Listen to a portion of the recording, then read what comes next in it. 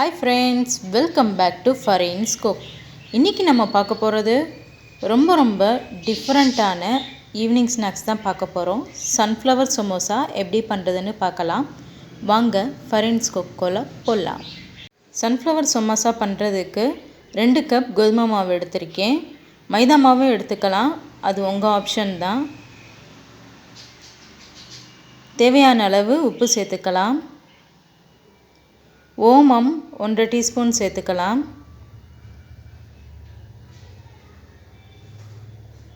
தண்ணி சேர்த்து கலக்கிறதுக்கு முன்னாடி எல்லாத்தையுமே ஒன்றா மிக்ஸ் பண்ணி விட்டுக்கலாம். அப்போ தான் மாவோட உப்பு எல்லாம் சேரும்.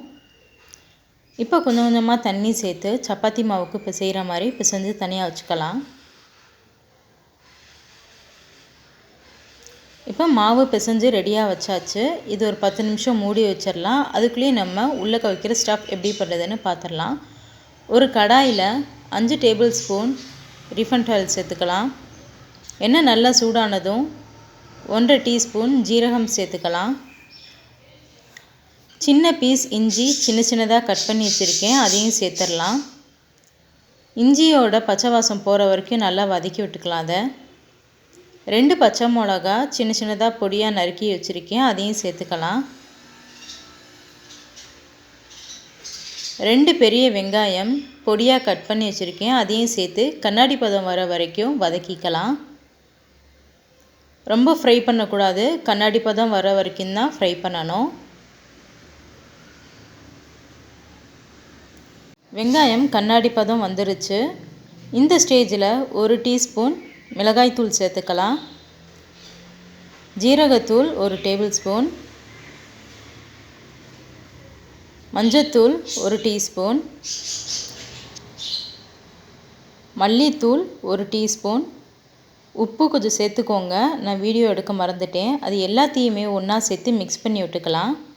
மசாலாவோட பச்சை வாசம் எல்லாமே போகணும். சாட் மசாலா 1 டீஸ்பூன் சேர்த்துக்கோங்க, நல்லா டேஸ்ட்டாக இருக்கும்.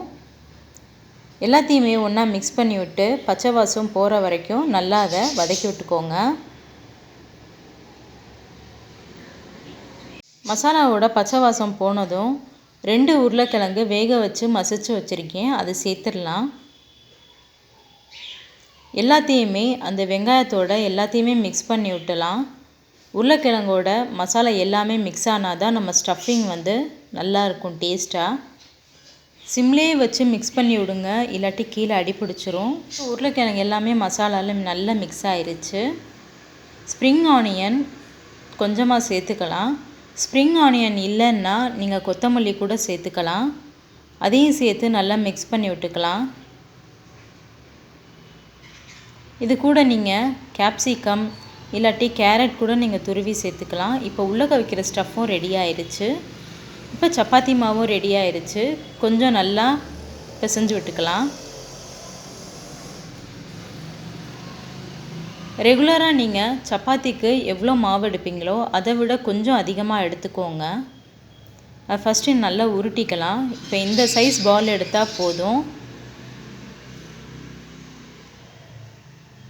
சப்பாத்தி கட்டையில் கொஞ்சமாக மாவு ஸ்ப்ரெட் பண்ணிவிட்டு நம்ம எப்பயுமே சப்பாத்திக்கு செய்கிற மாதிரியே சப்பாத்தி செஞ்சிடலாம்.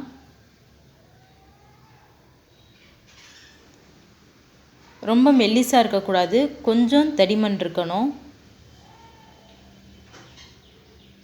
இந்த மாதிரி மூடி இருந்துச்சுன்னா இல்லாட்டி ரவுண்டாக கட்டை இருந்துச்சுன்னா கூட ஓகே தான். நம்ம ஷேப்பாக ரவுண்டாக கட் பண்ணிக்கலாம். எல்லாமே ஒரே ஷேப்பில் இருக்கணும், அப்போ தான் நம்ம சன்ஃப்ளவர் கரெக்டாக வரும்.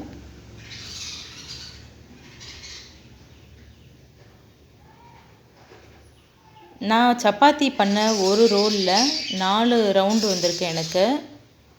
நீங்கள் இதை விட கொஞ்சம் பெருசாக தேய்ச்சிட்டு நீங்கள் எவ்வளோ ரவுண்டு வேணாலும் நீங்கள் கட் பண்ணிக்கலாம். இப்போ சைடில் உள்ள மாவு எல்லாத்தையுமே தனியாக எடுத்துடலாம். இப்போ எனக்கு ரவுண்டு மட்டும் எனக்கு 4 கிடச்சிருக்கு. பாருங்கள், இந்த தடிமனுக்கு கண்டிப்பாக இருக்கணும்.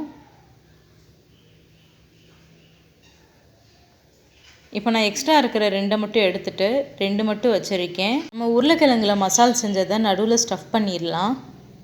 நல்லா சென்டரில் வைங்க, அப்போ தான் சைடெலாம் நம்ம கவர் பண்ண முடியும். பாருங்கள், நான் நல்லா நடுவில் வச்சுருக்கேன்.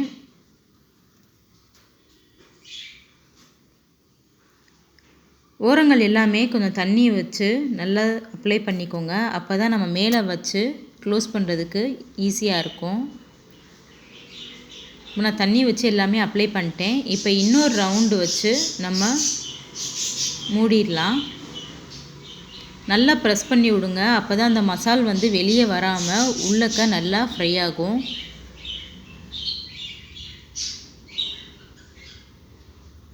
பாருங்கள், எல்லா இடமே எனக்கு நல்லா க்ளோஸ் ஆயிடுச்சு.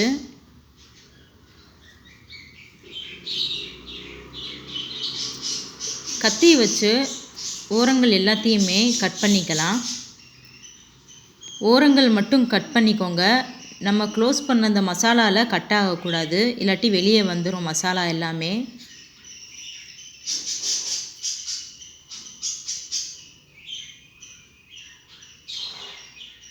இப்போ எல்லாமே கட் பண்ணிட்டேன். இதுதான் முக்கியமான ஒரு விஷயம். 3 கட் பண்ண லேயரை மட்டும் நம்ம பூ மாதிரி ஷேப்புக்கு கொண்டு வந்துடலாம். நான் எந்த மாதிரி ஷேப்பில் பண்ணுறேன்னு பார்த்துக்கோங்க. அதே மாதிரியே பண்ணுங்கள்.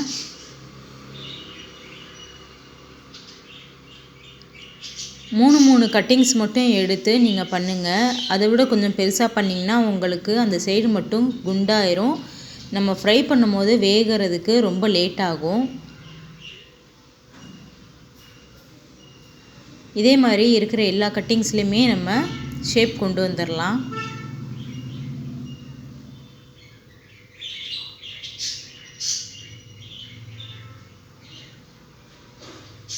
பார்க்குறதுக்கு எவ்வளோ அழகாக இருக்குன்னு பாருங்கள். பூ மாதிரியே இருக்குது. சன்ஃப்ளவர் பூ மாதிரியே தான் இருக்குது. ஈவினிங் டைமில் குழந்தைங்களுக்கு கொடுத்தா ரொம்ப அந்த ஷேப்பை பார்த்தே உங்களுக்கு விரும்பி சாப்பிடுவாங்க.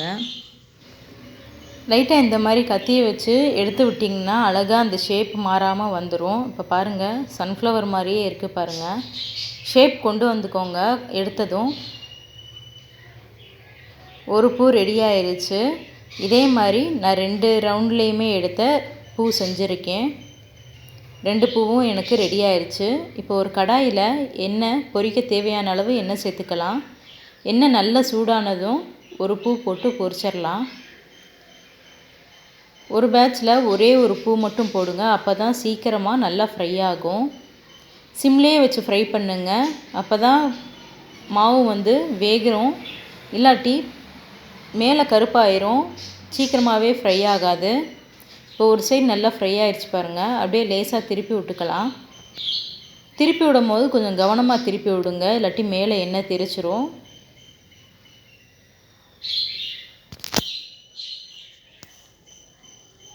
இப்போ 2 சைடுமே நல்லா ஃப்ரை ஆயிடுச்சு பாருங்கள். ஒரு சன்ஃப்ளவர் பூ வந்து நம்மளுக்கு ரெடி ஆயிடுச்சு.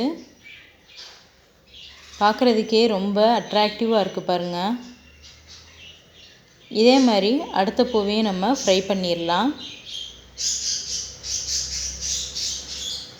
சோமாஸ்லாம் கடையில் வாங்கி சாப்பிட்றதுக்கு பதிலாக வீட்டிலையே உருளைக்கிழங்கும் மைதா மாவும் கண்டிப்பாக இருக்கும். அதை வச்சே ஒரு சூப்பரான ஈவினிங் ஸ்நாக்ஸ் நம்ம வீட்டிலையே சோமா செஞ்சிடலாம். அதுவும் ரொம்பவே டிஃப்ரெண்ட்டாக இந்த மாதிரி சன்ஃப்ளவர் மாதிரியே செஞ்சிடலாம். இப்போ 2வது பூவும் நம்மளுக்கு ரெடி ஆயிடுச்சு. இந்த சன்ஃப்ளவர் சோமாஸ் உங்களுக்கு ரொம்ப பிடிச்சிருக்குன்னு நினைக்கிறேன். இது உங்கள் வீட்டில் கண்டிப்பாக ட்ரை பண்ணி பாருங்கள். ட்ரை பண்ணி பார்த்துட்டு எப்படி இருக்குன்னு கமெண்ட்ஸில் மறக்காமல் உங்கள் ஃபீட்பேக் சொல்லுங்கள்.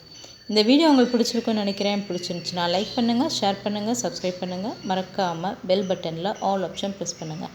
அப்போ தான் நான் போடுற வீடியோஸ் உங்களுக்கு நோட்டிஃபிகேஷனில் வரும். பாய் ஃப்ரெண்ட்ஸ், அடுத்த வீடியோவில் ஒரு புது ரெசிபியோடு பார்க்கலாம்.